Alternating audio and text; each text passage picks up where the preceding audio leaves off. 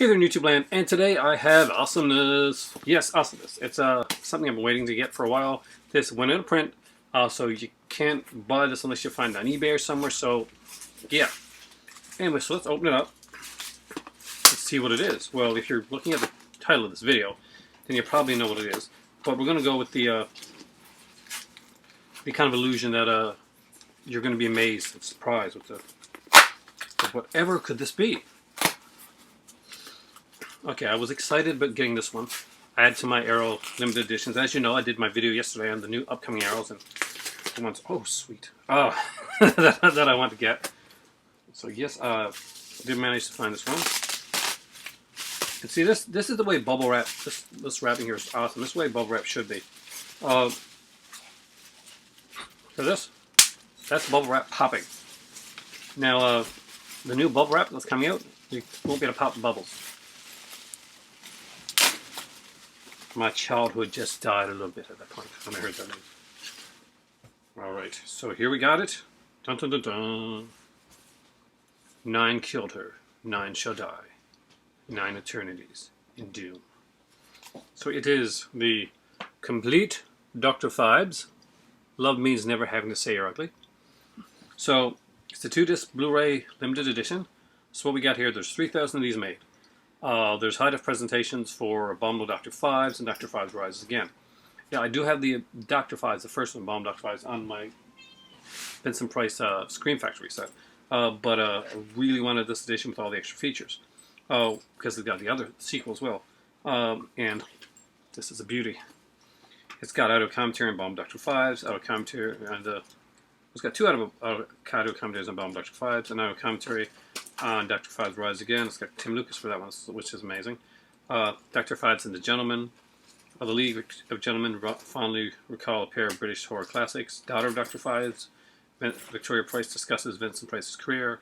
The Doctor Will See You Now, an interview with Vincent Price's biographer, Dave Duvall.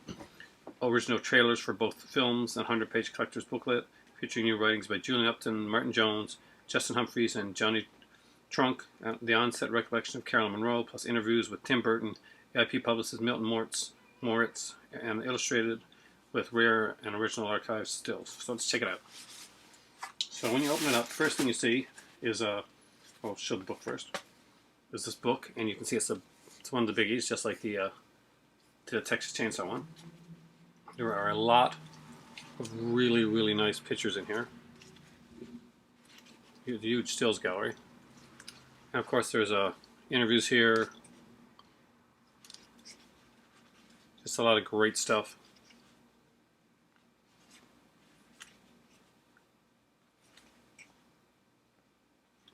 Both color and black and white, so get a feel for both of it. And we got Phibes Resurrects this, the Privileged Moment, the films of Robert Faust, Remembering Vincent Price, Conversation with Tim Burton, Looking Back to Caroline, Abandoning the Obvious, The Brilliant Life and Art of Brian Etwell, Basil Kirchen Remembered, Dealings in Dread at American International Pictures in Britain, Shock Peddler, an interview with Milton Moritz, and about the transfers. So I'm very interested in actually reading this. Of all the ones that I've gotten, this may be one of the more interesting ones that I have a lot of articles that I really want to read. So, love this picture here. And I'm a huge fan of Carolyn Monroe. It's going to be really interesting to read hers. Tim Burton would be kind of cool too. I'm a big Tim Burton fan. But young Carolyn Monroe. Just can't wait to get into that. So next up, it also comes with Dr. Phibes, the Abominable Dr. Phibes. Comes up like this. And of course there's a picture beneath here, so look at that. So as you can see, that one there, that I recognize, I'm going to tell you, is Joseph Cotton. So can't remember the other guy's name right now. Next up is Dr. Phibes Rises Again.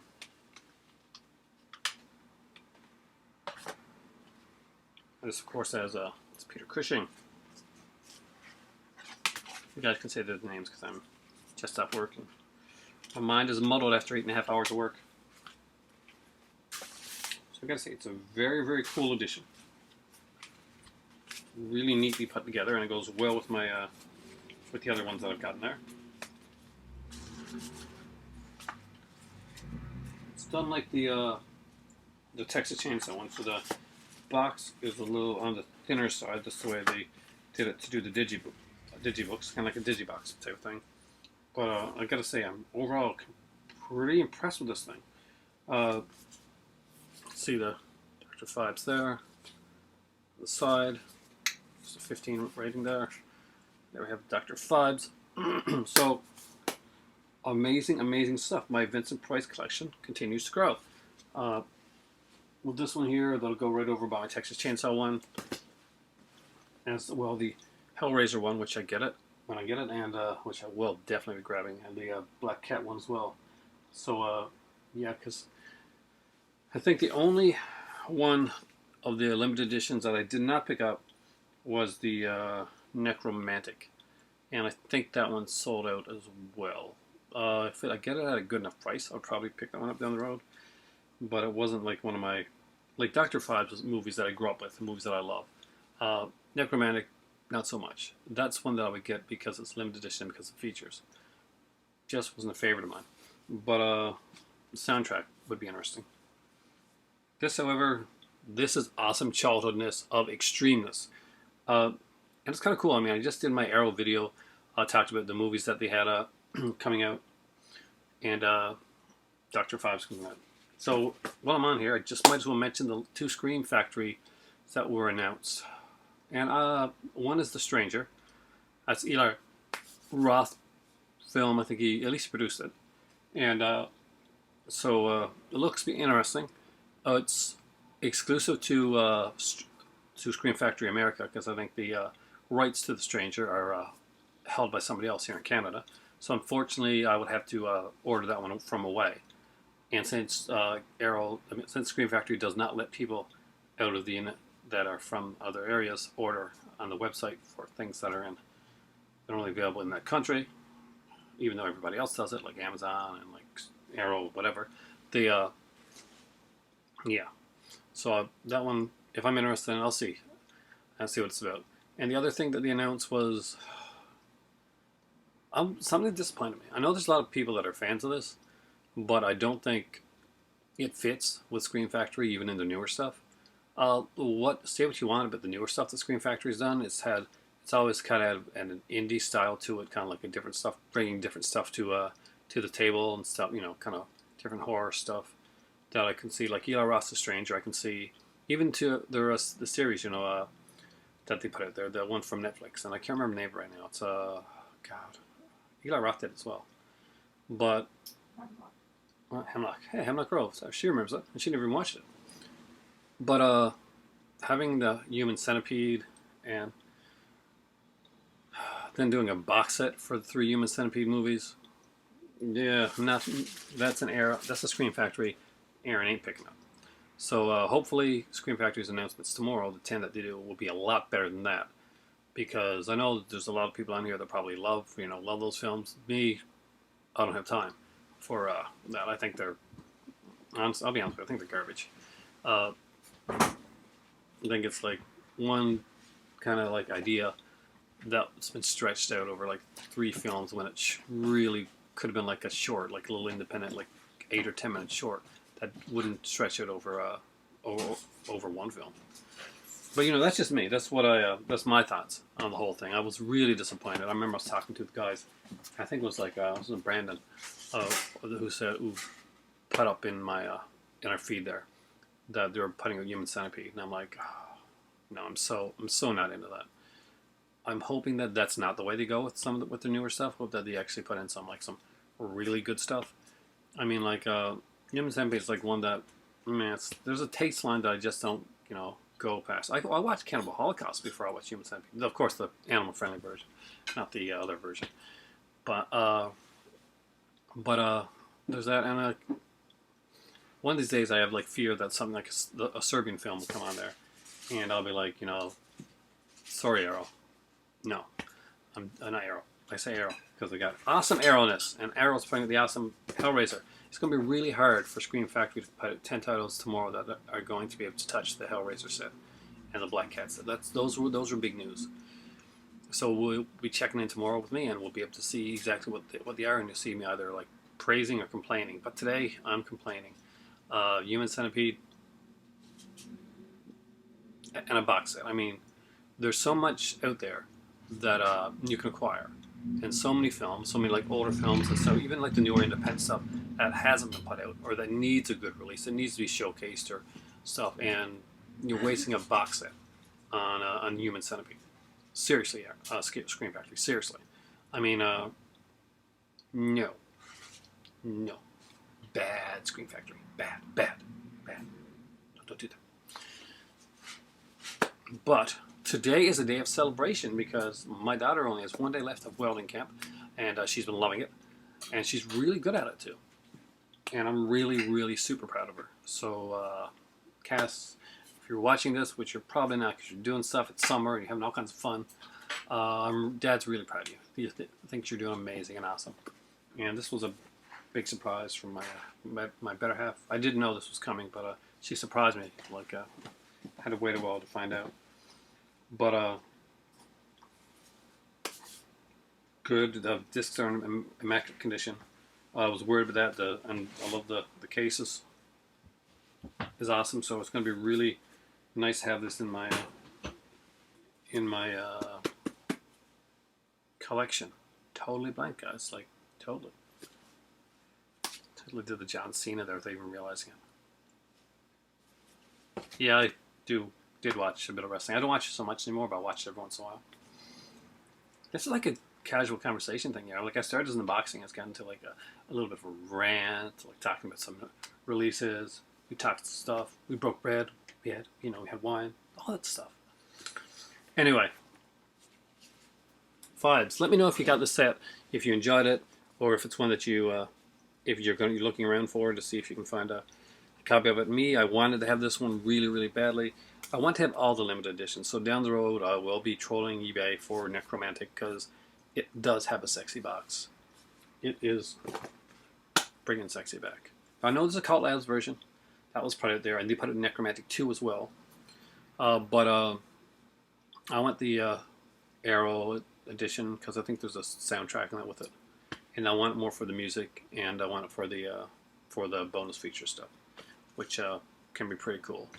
For me, it's like it's not a big watch, but look at this over here.